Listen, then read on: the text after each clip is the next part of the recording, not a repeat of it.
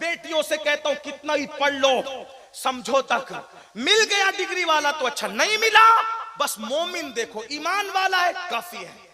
बस चमड़ियां मत देखो, चमड़ियां भी उतार चढ़ाव होता रहता है, याद रखना। तो एक सहाबी थे, और सहाबी को हम काला तो नहीं कहते क्योंकि हमारा पूरा मसलक है, इसको मोहब्बत है, अदब है, अद्दीन कुल्लुहु अदब, लेकिन उनका रंग पक्का था। अब समझ गया आप मैं क्या कहना चाहता हूं, रंग पक्का था। और हुजूर अलैहिस्सलाम उनसे अक्सर मजाक फरमाते थे, जैसा कि हुजूर अलैहिस्सलाम की शान। हुजूर अलैहिस्सलाम बहुत मुस्कुराते थे, जिसकी तस्की से रोते हुए हंस पड़े, उस तबस्सुम की आदत पे लाखों सलाम। ये स्टेज पे मुंह लटकाने की बिदअत 14वीं सदी के बाद शुरू हुई है, वरना हमारा हर बुजुर्ग जिंदा दिल था। सही है, हाँ, हर बुजुर्ग जिंदा दिल, खुश दिल था। अभी मुंह लटका करके बैठने को लोग तकवा समझते, ये कोई तकवा नहीं। तकवा हाउन, फारूक आजम के दौर में एक बंदा गर्दन झुका के बैठता था, फारूक आजम ने उसकी गर्दन पे मुक्का मारा और फरमाया रियाकार तकवा गर्दन में नहीं है दिल में है, गर्दन झुकाने की बजाय दिल झुका, तकवा दिल में रहता है। तो इसलिए थोड़ा रियाकारी से भी हम बचे। बहरहाल हुजूर की आदत थी मजाक करने की, अगर ये उन्वान छेड़े तो बड़ा मजा आएगा, लेकिन वक्त नहीं, हजरत तशरीफ लाने वाले और मैं अपनी गुफ्तगू समेट लूं ताकि बात पूरी हो जाए। हुजूर अलैहिस्सलाम की आदत थी उनसे मजा, उनके होंठ मोटे मोटे, दांत बड़े बड़े, रंग उनका पक्का था। एक दिन आका ने कहा तू शादी क्यों नहीं करता, तू शादी नहीं करता, तू इतना बड़ा हो गया। उन्होंने अर्ज किया रसूलल्लाह मेरे माँ बाप आप पे कुर्बान, मुझे कौन बेटी देगा, यहाँ के मदीने के लोग मालदार हैं और वो लोग गैर मदनी को बेटी नहीं देते। मदीने वाले गैर मदनी को, ये दौर था पहले, मदीने वाले गैर मदनी, जब हिजरत करके लोग आने लगे तो मदीने वालों ने ये रस्म तोड़ दी, फिर वो महाजिरीन को देने लगे। फिर लोग इसी नियत से भी कुछ लोग आने लगे कि चलो वहां शादी हो जाएगी, तो फिर वो रिवायत बड़ी मशहूर है बुखारी शरीफ की, पहली हदीस, और उसकी तफसील आप सुनते हैं इफ्तिताह बुखारी के अंदर।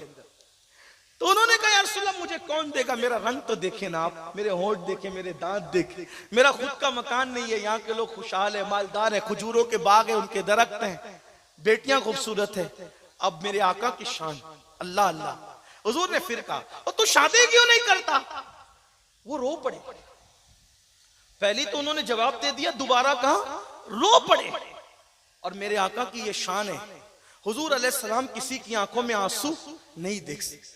जब देखा ना कि वो रो रहे हैं, रोते हुए देखा, हुजूर तड़प गए और दरियाए करम जोश में आया। सरे बाली उन्हें रहमत की अदा लाई है, हाल बिगड़ा है तो बीमार की बन आई है। उनकी जुल्फे नहीं रहमत की घटा छाई है, उनके अबरू नहीं दो किबलों की यकजाई है। अल्लाह अकबर। करीम आका ने जब उनको रोते देखा, फरमाया रोते हो हुजूर, मुझे कौन बेटी देगा। दरियाए करम जोश में आया, फरमाया जा, वो फुला फुला है ना, उसके घर में सबसे खूबसूरत बेटी है मदीने की, जा और जाकर उससे कहना कि वो अपनी बेटी का निकाह तेरे साथ कर दे, रिश्ता तय कर दे, मेरा हुक्म है। तवज्जो, बहनों की बच्चियों की खास तवज्जो। खुद का घर नहीं, रंग ऐसा, होंठ ऐसे, दांत ऐसे, और उधर हुस्न की मलका। आका का हुक्म, कह दो उससे जाकर अपनी बच्ची का रिश्ता तेरे साथ तय कर दे और बताना कि मैंने हुक्म दिया। हुजूर मगर कुछ नहीं, जाओ उसको मेरा हुक्म सुनाओ, और जब वो हाँ करे तो मेरे पास आओ, मैं खुद तुम्हारा निकाह पढ़ाऊंगा। अल्लाह अकबर। दौड़े दौड़े गए, आज तो भाग जगे, नसीब खुले, मेरी बिगड़ी बन गई, एक इशारे अबरू से बात बन गई बात, उनका करम हो गया, शाख नखले तमन्ना हरी हो गई। अल्लाह अकबर। गए, दस्तक दी, अंदर से आवाज आई, कौन? फुला। दरवाजा खुला, बात क्या, शुरुआत कैसे करें? कहा आका ने आपको सलाम कहा, हुजूर ने मुझे सलाम कहा। सुभान अल्लाह। कोई और बात? सलाम कहे, हाँ। और कोई बात? सलाम का और कोई बात? आपकी बेटी का रिश्ता भेजा है। किसके साथ? मेरे साथ। ऊपर से नीचे तक देखा और हुस्न की मलका, खूबसूरत बेटी का सरापा और उनका मुस्तकबिल आंखों में घूम गया। एक पक्के रंग, मोटे होंठ, बड़े दांत, बगैर मकान, बगैर कारोबार के एक इंसान के साथ बेटी का मुस्तकबिल बांध दूं बगैर सोचे समझे? हाँ कर दो, हाँ करूंगा तो बेटी को कैसे मनाऊंगा? फौरन ईमान ने झिझोड़ा, और अगर ना करो तो ईमान जाने का खतरा। हुजूर के फैसले पर अपने फैसले को तरजीह दूं? ना ना, हाँ करता हूं तो बेटी को कैसे मनाऊं, ना करता हूं तो अल्लाह को कैसे मना सकूंगा? इसी पशो पेश में रुको, ठहरो, रुको, ठहरो, अपनी बीवी से मशवरा कर लो, हाँ करे कि ना। बीवी के पास आए, देखो ऐसा ऐसा रंग, ऐसे ऐसे होंठ, ऐसे ऐसे दांत, मगर हुजूर का हुक्म है, हुजूर का हुक्म है। दोनों परेशान, हाँ करते तो बेटी को कैसे मनाएं, ना करते अल्लाह को कैसे राजी करें? ऐसे में दोनों पशोपेश में थे। बेटी आई, बाप और माँ का दामन पकड़ा। बेटी उस दौर की बेटी, रसूलुल्लाह की वफादार बेटी, हुजूर की उम्मत की वफादार बेटी, इस उम्मत की आबरू बेटी। कैसी बेटियां थी वो, नाज है उन बेटियों पर, कयामत तक मुसलमान उन बेटियों पे नाज करते रहेंगे।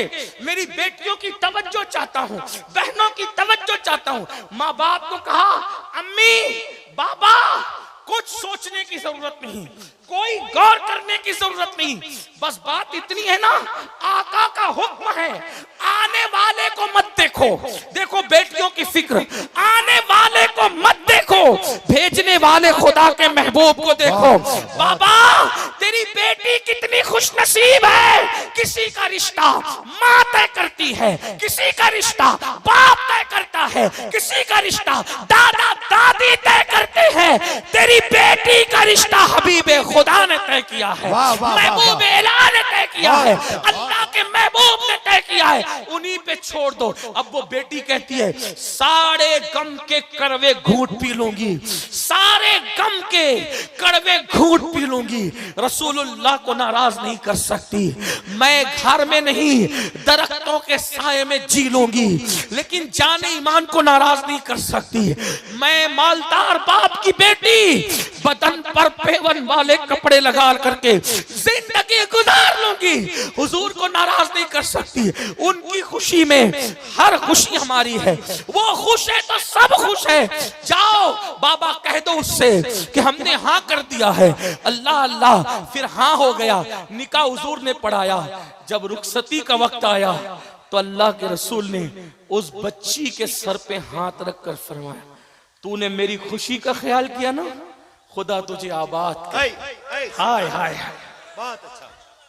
इनायत का जोड़ा, इजाबत का सेहरा, दुल्हन बन के निकली तो आए मोहम्मद। इजाबत ने झुककर गले से लगाया, बड़ी नाज से जब दुआए मोहम्मद। आका ने तो, जिसकी नजर उठने पे किबला बदल जाता है, उसकी दुआओं से तकदीर न बदलेगी। बगैर घर के, बगैर कारोबार के, पक्के रंग के शौहर के साथ इसलिए निकाह हो रहा है, हुजूर की खुशी, हुजूर खुश हो जाए। आका ने दुआ दी, खुदा तुझे आबाद रखे। चंद ही दिन गुजरे, वल्लाह हदीस उठाकर पढ़े किताब में, मैंने तो बतौर मफहूम अल्लामा अरशदुल कादरी के लबो लहजे में पढ़ दिया, लेकिन यह बात याद रखें, असल हदीस की किताब की तरफ रुख करेंगे तो आपको पता चलेगा। चंद ही दिन गुजरे थे, हुजूर की दुआ आबाद रखना, आबाद रहने की, हुजूर की दुआ। खुद का मकान हुआ, खुद का कारोबार हुआ। वो मियाँ बीवी इतने मालदार हो गए कि मदीने मुनव्वरा में औरतें बातें करती थी कि सबसे ज्यादा पूरे मदीने में अगर कोई पैसा खर्चा करता है तो वो दोनों मियाँ बीवी खर्चा करते हैं, जिनके पास कुछ नहीं था। ये सिर्फ हुजूर की दुआ का असर था। मैं भी कौम की बेटियों से कहता हूँ, अगर निबाह कर लो किसी गरीब के साथ, हुजूर खुश हो जाए। निबाह कर लो किसी पक्के रंग के आदमी के साथ, हुजूर खुश हो जाए। आपसे भी कहता हूँ, निबाह कर लो किसी गरीब के साथ, हुजूर खुश हो जाए। तो मेरे भाइयों, हुजूर की दुआ मिलेगी। सास ससुर की भीख वाले जहेज से अच्छा है कि दामन में रसूलुल्लाह की दुआ मिल जाए। जिसके दामन में हुजूर की दुआ है, उसके दामन में क्या चीज की कमी है? ये दरबारे मोहम्मद है, यहाँ मिलता है बेमांगे। अरे नादा, यहाँ दामन को फैलाया नहीं करते, ये दरबारे रिसालत है, यहाँ अपनों का क्या कहना, यहाँ से हाथ खाली, गैर भी जाया नहीं करते। अरे ओ ना समझ, कुर्बान कुर्बान हो जाओ उनके रोजे पर। ये लम्हे जिंदगी में बार बार आया नहीं करते। आओ अहद करो, हम कौम की बेटियों की आबरू बचाएंगे, कौम की बेटियों की इज्जत बचाएंगे, लेकिन सिर्फ नारों से नहीं, सिर्फ जलसों से नहीं। जो हमने वादा किया है जायज नहीं लेंगे। सीधी सादी कोई भी लड़की दीनदार होगी, प्रायोरिटी दीन को देंगे, ईमान को देंगे, और कौम की बच्चियां भी प्रायोरिटी दीन और ईमान को। एक बात याद आई, मैं बात खत्म कर रहा था, एक खूबसूरत बात याद आई। एक नहवी थे, नहवी इल्मे नहवे के इमाम थे नहवी। वो बड़े पक्के और काले रंग के थे, चेहरा बहुत कबूल सूरत नहीं था, और उनको बीवी मिल गई थी बहुत खूबसूरत। तो जब भी वो घर में आते थे तो बीवी को कहते थे, तू भी जन्नती है मैं भी जन्नती। तवज्जो है जी। जन्नती बनने के नुस्खे आपने बहुत सुने होंगे, आज थोड़ा सा मुझसे भी सुन। हालांकि मैं जन्नत की बात इसलिए कम करता हूं कि कौम दिलेर न हो जाए, थोड़ा सा पकड़ कर चलता। लेकिन बहरहाल मेरा अकीदा ये है, एक मैं क्या मेरे सिया की हकीकत कितनी, मुझसे 100 लाख को काफी इशारा। फिक्र रजा हमारी इर्द गिर्द इस तरीके से हमें जकड़े हुए हैं, जैसे मकड़ी का जाला तना होता है ना, उससे कोई निकल नहीं सकता, वैसे फिक्र रजा ने हमें जकड़ रखा, और इसी को हम अपने लिए निजात का जरिया समझते। ये बात है, तो इसलिए उससे हटकर कहीं जाना नहीं। लेकिन बहरहाल कौम को जो अब बेअमल है, फिर वो जन्नत के ख्वाब देखते तो थोड़ा सा उनको समझाना भी पड़ता। लेकिन जन्नत में जाने का एक नुस्खा सुन लें। वो नहवी साहब बहुत बड़े अल्लामा थे, आलिम थे। जब भी घर में आए खूबसूरत बीवी को कहते थे, तू भी जन्नती मैं भी जन्नती। मूड अच्छा होता है तो सब बात अच्छी लगती है, जब मूड ऑफ हो तो फिर अच्छी बात भी बुरी। और हर मियाँ बीवी में झगड़ा होता है, और होना भी चाहिए, लेकिन मारपीट गाली गलोच नहीं होना चाहिए। मियाँ बीवी में हर झगड़े के बाद एक नई लज्जत आती है ना, वो होना चाहिए। लेकिन मारपीट और गुस्से वाला नहीं, तलाक वाला नहीं। भाई अंबिया के यहाँ भी तो ऐसा हुआ। एक दिन हजरत सारा हजरत इब्राहिम अलैहिस्सलाम से जवाब देने लगी, तो हजरत इब्राहिम ने कहा, अल्लाह सारा मुझसे मुंह चलाती है। अल्लाह ने फरमाया, इब्राहिम मैंने औरत को टेढ़ी पिछली से पैदा किया, मेरे पैगंबर मेरे खलील, उसको सीधी मत करना वरना तुम तोड़ दोगे, और तोड़ना तलाक देना। बहरहाल तो हजरत वो नहवी कहते थे, तू भी जन्नती और मैं भी। एक दिन झगड़ा हुआ उनका मौलाना का उनकी बीवी से, तवज्जो है आपकी। तो उन्होंने कहा, तू भी जन्नती मैं भी जन्नती। तो उसने गुस्से में कहा, यही पहाड़ा पढ़ते रहते हो, तू भी जन्नती मैं भी जन्नती, कभी बताओगे भी जन्नती कैसे? तो कहा, देखो मैं कितना बदसूरत हूं बज़ाहिर, और तुम खूबसूरत हो, तो तुम जब मुझे देखती हो तो सब्र कर लेती हो, तुम सब्र की बुनियाद पे जन्नती हो, और मैं जब तुम खूबसूरत को देखता हूं तो शुक्र करता हूं, तो मैं शुक्र की बुनियाद पे जन्नती हूं। तो तू भी जन्नती है मैं भी जन्नती।